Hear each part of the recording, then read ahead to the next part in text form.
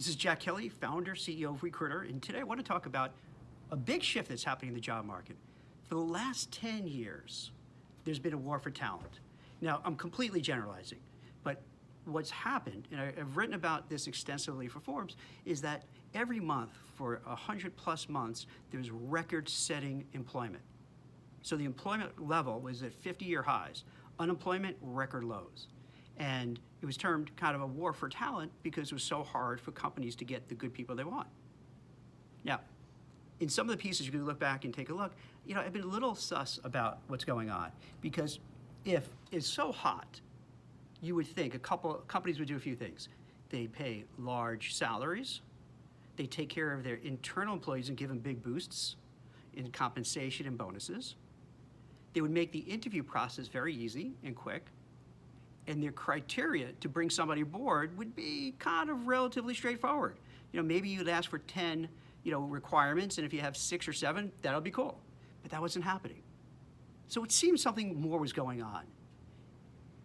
And now, with the coronavirus, COVID-19, whatever you want to call it, I'm old school, so I think I like the coronavirus, so I'm sticking with that. So with coronavirus, not only was it a health crisis, but then it crushed the economy as the government and state officials closed everything. It killed the job market. Well, I shouldn't say kill. I don't want to be overly dramatic. It really hurt the job market. There's 10 million people filed for unemployment last 2 weeks of March. The Federal Reserve says 50 million people are going to be unemployed by the summertime. The piece I wrote today, well, I'm losing track of time. I don't know if any of you guys are doing this, but with this quarantine, you just have no idea. It's almost like you're in Atlantic City or Vegas gambling where there are no windows, no clocks. You have no idea. The only difference is with quarantine, I'm being sober and working. But other than that, it's hard to tell what day, what time it is. But I digress. So I wrote this piece, could be yesterday, day before, last week, I don't know. It was about Amazon and Instacart.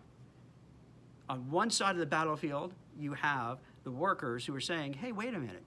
I'm at Amazon and I'm working in a warehouse and I don't have the ability to make myself safe. I'm worried I'm going to get, COVID-19. I don't have they're alleging, I don't know, I'm not in the warehouse, I don't know, but they're alleging that they don't have the gloves, they don't have the sanitary stuff, they don't have the masks and so on. Whereas the company, of course, is saying, hey, we're doing everything we can. It resulted in a walkout. And after the walkout, the head of the Walkout, which I think it was very disjointed. I don't think this is like really official walkout with the the signs, the protests, and when they have the blow up big rats, in Manhattan. But I think it was just kind of a protest thing. But you can understand it. Imagine yourself. Imagine if you're in a warehouse facility with hundreds of other people, and you're worried someone else has coronavirus. Everything you touch, everything you come in contact with, is frightening. And then you're going to bring it home to your family. To your elder relatives, to your parents, to your grandparents, it's scary. So you can't blame them. Instacart, those are the people who are on-demand shoppers. If you ever notice them in a supermarket, they're going in and they're going down the aisles with the wagons, looking, taking the stuff, throwing it in the cart, so you could sit on the couch and watch Tiger King on Netflix. Now, both those areas are doing crazy business now.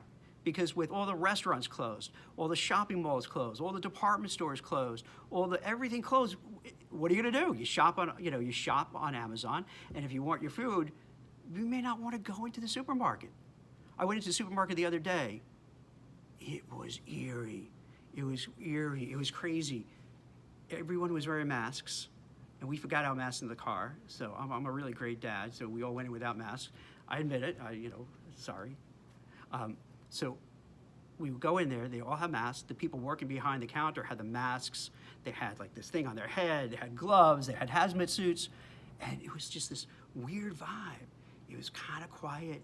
Sometimes you kind of, make eye contact with someone and you go a little, hey, hi, hey, can you pass me this? Oh, can I get through? Nothing. Silence. Everyone kept to themselves. No one talked. No one made eye contact. It was whenever you go to a room and sometimes you pick up that vibe, that everyone was scared, everyone was nervous. And in particular, you can imagine the Instacart workers who spent all day picking the food, putting the food in there, driving to someone's house, delivering it, they're worried too. So they are up in arms saying, hey, We want better health conditions. We want, gloves. We want the hats. We want everything. We want more money. We want to be safer, which again, pretty legit. If any of us were going and doing what they're doing, you would be a little concerned too. Especially when you turn on the TV and you see cable news like, oh my God, here's the death count today. And I'm not making light of it. I'm just saying how it builds the fear and anxiety in people. If you get assaulted every day, here's what's wrong. How many people die? Of course they're going to freak out. So they're both protesting. The companies are kind of, it's interesting, they're kind of doing stuff, but you could tell from a public relations, they don't want to blow them off because it'll look bad. Plus they know their business is so hot and there's so much demand. In fact, Amazon, if you're not sitting down, sit down. I'll just wait for a second. You sitting down?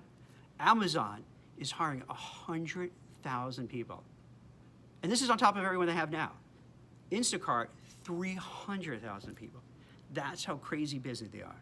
So right now, places like Amazon, places like Instacart are really have to take care of their workers because they can't even hire. They don't even have enough. They want more. So they have to acquiesce. However, this is what I think is going to happen. Once we get past this COVID-19 thing, and we will get past it, we got past 9/11, we got past the financial crisis, we dealt with World War I, World War II, the Vietnam War, Civil War, Revolutionary War.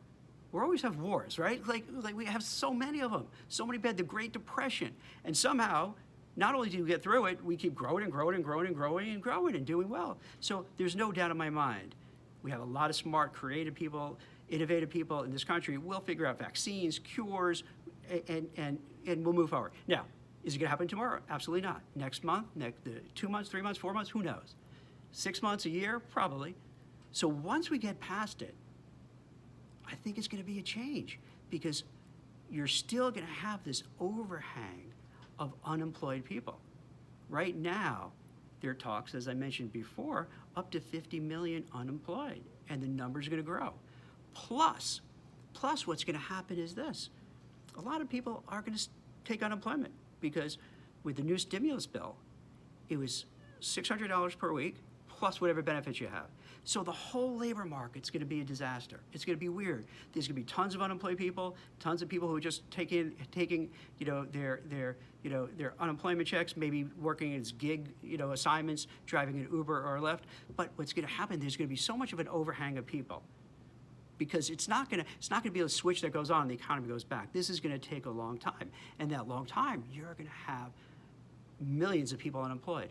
So with companies, they're not going to feel they have to bend over backwards for people. They're going to think, wait a minute, there are tons of people who are out there, tons of people who are looking, so we have the upper hand. So you might see the shift from a war for talent to all of a sudden the companies have all the cards and they're going to call the shots. Now, this is fluid because remember what I just said about the unemployment? It could be so many people, so many companies say, hey, Jack, just go on unemployment, you come back later. You could have a lot of people then off the market and the companies need them again. So it's going to be interesting how it plays out. I think we're going to see a stage where it's going to be that tug and pull until it clears out. I think for a while, the company's going to have the upper hand because they're not going to want to hire too much. Because they're going to be afraid, hey, what if COVID-19 comes back again in the fall? And then we have to close again. So I think they're going to be as lean and mean as possible, which doesn't bode well for workers. That means more downsizing, more furloughs, more layoffs, and less hiring. However, if we just take what the economists call like a V-shaped recovery, where you had that slope going down, like a massive just fall in the stock market economy, but then it goes right back up again, then it might be a little different. Then we might get sort of kind of back where we were.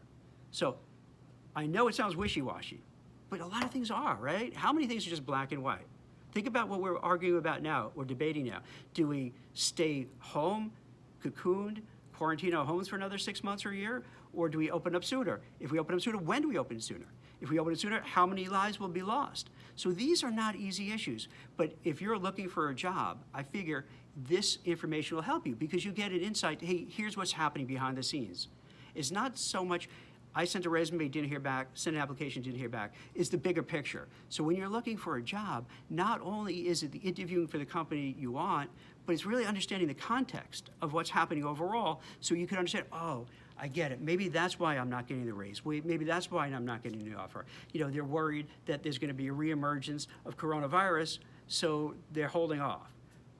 It could be that there's so many people out of work that I'm fighting for each, you know, every job I apply to, there's 100 other people. So it might not be that you're not interviewing well, or you're not saying the right things, or you're being blackballed, or your boss gave you a bad recommendation. It's more of the overarching color and texture of the market is still chaotic. It will be chaotic for the foreseeable future. So I know I'm not giving you all the answers, but I'd be full of it if I pretend I did. I think anybody who could sit here and tell you, here's exactly what's going to happen, is full of it. Because just think about it. Did you see any politician? Did you hear anyone on cable news, even the business shows, say, okay, we're going to have a stock market crash for 20 to 30%, and we're going to be hit with coronavirus, and we're shutting down? You didn't hear anybody saying that. Even Dr. Fauci, right? The guy who, with Dr. Deborah Brooks, was up with Trump every day in the Trump show talking about what they're doing and how they can't get respirators or masks. And even he, in an interview a couple months ago, was saying, don't worry, it's in China, it's in Wuhan. We're good, don't worry about it. So even they don't know. And they were even saying, don't wear masks. Now you have to wear masks. So even the ones who supposedly know, don't know. So the best I could do is paint the picture that to manage your expectations, if you're looking for a job, be prepared. Companies are going to be lean, mean. They're going to be hiring freezes, downsizing. They're not going to hire a lot. There might be a lot of competition, and it'll be probably a tough road. But you can quote me on this, and I'll put it on record. Come back in 6 months, a year, and we'll be past this. We'll figure out a vaccine. We'll figure out a cure. Business will open up, and we'll go back. Maybe the stock market may not be where it was before. The job market may not be where it was before, but we will keep moving forward in the right direction.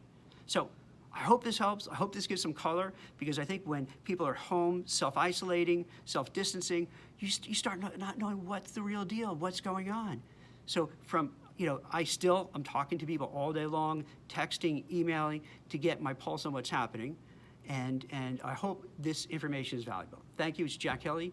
And if you ever need me, feel free to call 212-997-5061 or email me at jack@WeCruitr.com. And you can see me on Twitter, Facebook, LinkedIn, here at my house, doing these DIY videos. So I hope they're helpful. I hope you enjoy it. Thank you.